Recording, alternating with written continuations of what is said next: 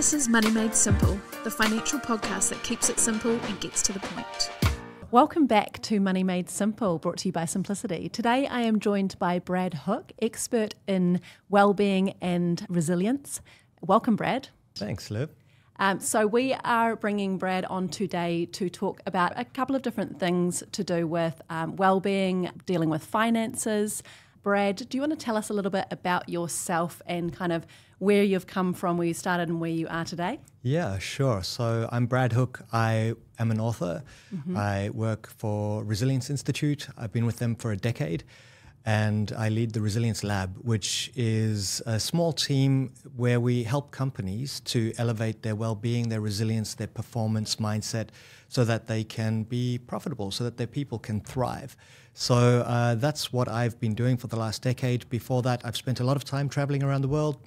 I've interviewed hundreds of people trying to unlock the secrets of sustainable high performance. How can we fulfill our potential? Okay, cool.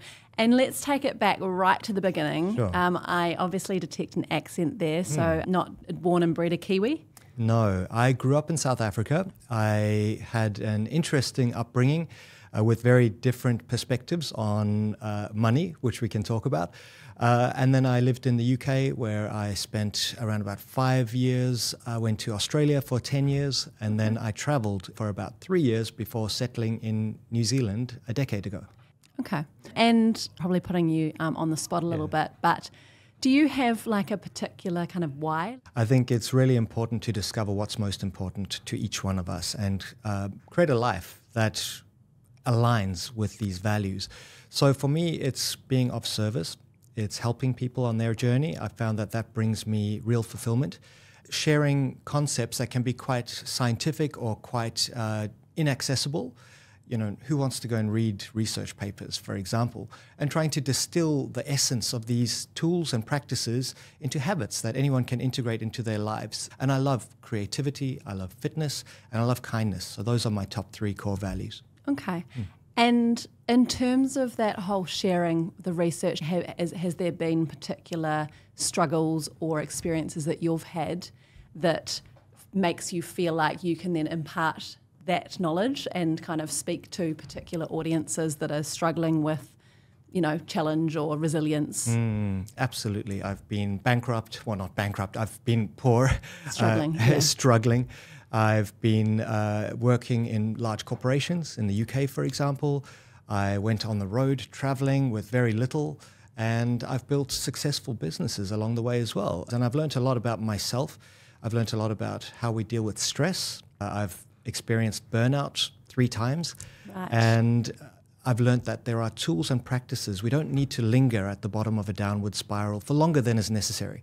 There are always things that we can do in order to move our way back up to a state of calm, to be present, to be positive, and that's the foundation of a good life. So I've certainly experienced many, many setbacks along the way, and it's from the discomfort of those setbacks that you can actually learn, grow, integrate the experience, and actually get better. So 100%, I'm a practitioner, and I always say this in workshops, I am not perfect. I apply these same tools to my own work and life. I think I think it's really important to me. Coming from a pedestal is not a very easy place to understand people that are going through. It's easier to help people when you've been through it. Yeah. Really interesting to have gone through burnout, because I think that's a really, I guess, unfortunately common topic at the moment in modern day life. Like, we are getting busier and more expectations, and with the rise of technology, there's just even more and more heaped upon us. So burnout is becoming a really common kind of word. Do you think that that concept of burnout and struggling or looking after your personal well-being, bringing it back to what we kind of talk about with money, is connected to your financial well-being? Absolutely. I mean, financial well-being or lack of is a major stressor for many, many people. Self-awareness is so critical to understand how am I reacting or responding to the situations presented to me in my life. And if I've got that level of insight, I can detect whether I'm in fight, flight, or freeze mode. I can catch these responses before it becomes burnout, before I feel chronically stressed or fatigued. So first step is self-awareness. Second step is mastery, which is being able to develop some skills so that I can navigate change, challenge, adversity, uncertainty more effectively. And that's where growth mindset comes in. Let's first go back to you and what you mentioned earlier around your own money mindset and growing up. Do you think that that's kind of evolved as you've got older from back when, you know, you grew up in South Africa to all your travels to now? Absolutely, so much. So I had a very conflicting perspective on money. My mother would say money is the root of all evil. My grandfather was incredibly altruistic and generous. He would just basically give everything away, although I did notice that he ensured my grandmother had enough to survive for 30 years after he passed away. So that was a real learning experience, just to see the consistency with which he saved and ensured stability for loved ones. My father was an accountant. So it was a very interesting environment with that kind of accountant's perspective on security, my mother being kind of chaotic with money, and my grandfather just giving it all away. Wow. So I went off into the world and I kind of lived through all three of those experiences. And then I realized that money is like fitness. If you are disciplined and you create some habits and you earn more than you spend, there's some very basic principles, and you enjoy it because you should enjoy it. You should have fun with your money, but in a kind of strategic way, you can actually live a really good life. I agree. I think it's all kind of that balance of get what you need to get sorted, and then you can actually have the time and the headspace and mindset to be able to enjoy. Like you said, it's so important. Yeah. So what do you think your natural money mindset, out of those three quite conflicting forces that you grew up with, did you tend to drift towards one of them, or do you think you just had like little bits of each because they were also influential on you? Little bits of each. My dad's approach to money, it felt quite alien to me. This really being sensible and saving and investing and so forth. And as I've matured, I hope, I have become more and more like him. Mm-hmm. Still maintaining my grandfather's generosity, doing what I can, because if I can invest my energy in helping people because I've got a level of financial freedom, that is my ultimate objective. You know, I definitely went through the phases of being a little bit reckless and not saving and just being impulsive like I had seen in my home environment with my mum.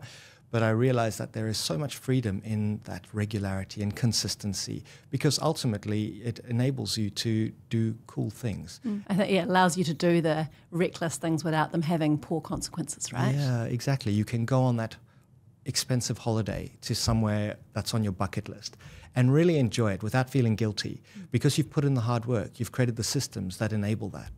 Yeah, I'm kind of getting a really strong sense of it is all about planning. It's kind of a little bit like a Maslow's hierarchy of needs. You need to get the basics sorted and not have to be worrying about them on a constant daily basis to then actually think about your financial future and becoming financially free like you've talked about. So I guess some of the work that you've done is very much to do with that link, right, between personal well-being and financial well-being. Can you kind of explain that link a little bit better in your own words? Yeah, so I think I first noticed the connection when I started working with one of my mentors, Ian Hutchinson, who runs a company called Life by Design in Australia. And I was watching him as a very successful CEO and educator, and he had these practices that were locked in. So he would be an early riser. He had a very well-structured bedtime routine so that he could secure quality sleep. He exercised every day. And I was watching him, just observing him, going, this is very interesting, how rigorous he is about his well-being. And he was incredibly successful. Now, I noticed these common patterns with many of the high achievers is that they had some non-negotiables. They prioritized their own health. And as a result, they were able to generate the energy they needed to do these amazing things. So I started seeing this real link between daily practices and habits and the amount of energy that you have to do what's most important. Ian said to me, clarity creates control. And this really got me thinking. So being clear about what's important to us gives us a level of control. But how can we get clarity? And from my perspective, clarity comes when we're calm, focused, connected. We are not burnt out. We're not in fight, flight, freeze mode. We are in this state of what we call coherence and resilience. Rather than chaos. Rather than chaos. And then we can start to focus on things within our sphere of influence. Often we're focusing on things that are way beyond our direct control. What's going to happen with the economy, what's going to happen with the weather, the sports team results, so forth. Focusing just on what we can control, and that's often our habits, our attitude, our mindset, and what we do or don't do, our decisions and our actions. So I learned a lot from these high performers, and I really saw that they have habits that support them with their well-being and with their finances. Why wouldn't we apply the same principles to our own lives? It feels like that is a little bit around creating the space to be able to think about your future. If you're in that kind of chaotic, burnt out, fight or flight mindset, you don't have time to plan for the future and create those good financial habits like budgeting, working out your surplus versus how much your costs are. Do you think that's it's almost about creating space and, like you talked about, energy to be able to focus? It's almost like you're creating habits around the basics in terms of sleep hygiene, in terms of rituals, keeping yourself calm, and then that gives you space. Absolutely, absolutely. And people say, I don't have time for exercise. I don't have time for meditation. Well, the less time you feel you have for meditation, the more you probably need it. And you should invest in it, because while meditation is not for everyone, that's for sure, spending a little bit of time walking in nature, it's proven It's meditative, right? It's meditative. Yeah. It's an active form of meditation. It will improve your immune system. It will reduce your stress levels, and it will give you a little bit of space. Now, what do we tend to do? And I see people doing this all the time. They're walking in nature while scrolling a phone. We never disconnect from the noise. The Dalai Lama said, man sacrifices his health for money and then uses money to recuperate his health. And it doesn't have to be that way. The two can go hand in hand. We can save and we can invest and we can work hard, but at the same time we can balance that performance with care, and we can live a good, long, wealthy, healthy life. You can break the cycle that we see happening day after day with the doom scrolling and whatnot. And that those are probably some similar people that are saying, I don't have time to prioritise exercise or planning my future, budgeting, all of that. It's kind of looking at what your life looks like and how it could maybe look. On that note, getting a little bit personal, I mean, you've talked about your habits and well-being. How about how you actually save for your financial future or have already gained that financial freedom? It's a journey, right? So I wouldn't claim to be financially free. I still work really hard. I find that going back to very simple practices, just saving and not even considering what's in that savings account, it is there and it's locked away. And eventually you come to it and go, wow, okay, maybe it's time that we could move to a new house because we've saved up a little bit of a deposit. But I don't even consider what's in there. It's not even available. Is it auto-invested for you? How does that work for you? How do you save? My partner... She just funds you. She is extremely organized and rigorous, and she has that discipline in terms of when money comes in, a certain amount is taken away, no one sees it, and that's that. And, I think having someone like that in your life or building those skills yourself is vital. I think that's fascinating.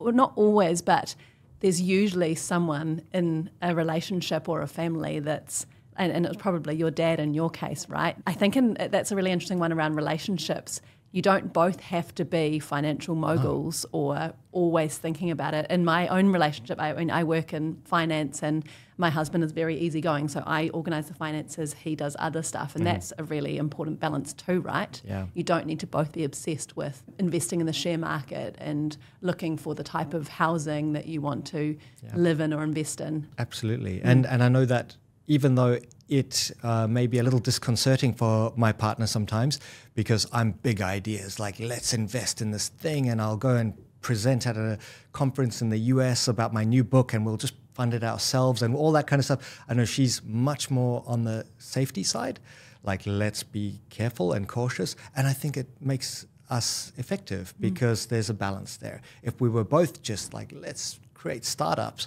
it might be a bit more chaotic. So you don't have to have all of those skills, but both should appreciate each other. I really appreciate the discipline that she brings, And I think she appreciates the creativity that I bring. The big ideas. Yeah, you need to disrupt your own thinking from time to time. And that's kind of my speciality, is disrupting how we think and how we act. And how we do, yeah. How we do. Yeah, I think that balance is really important. If you don't have a partner that kind of balances you out, creating that balance yourself, or knowing that you can balance each other within the family unit.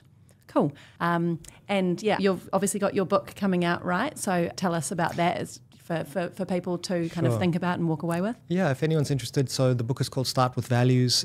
So the New Zealand launch is 7th of January 2025, which is really exciting. It's being distributed by Penguin. So it's the culmination of many years of thinking. The book incorporates values, well-being practices, habits, positivity, how to clearly define what's important to you, your relationship values, and it helps you with making decisions as well. There's matrices and all kinds of interesting things in there to help you on the journey. It's like a Swiss Army knife for a good life. All right, well, we will wrap it up there. Thank you again so much, Brad, for coming in. Any final kind of nuggets of wisdom or final thoughts? Stay calm. Breathe your way to a calm state. Stay positive. Use techniques like growth mindset to realize that life is fun and that there are always ways to get through difficulty. And find your flow state. Prioritize space so that you can really reflect and introspect. I think that concept of space has really kind of come throughout that podcast. So yeah, thank you again, and we will catch our listeners next time. Cheers.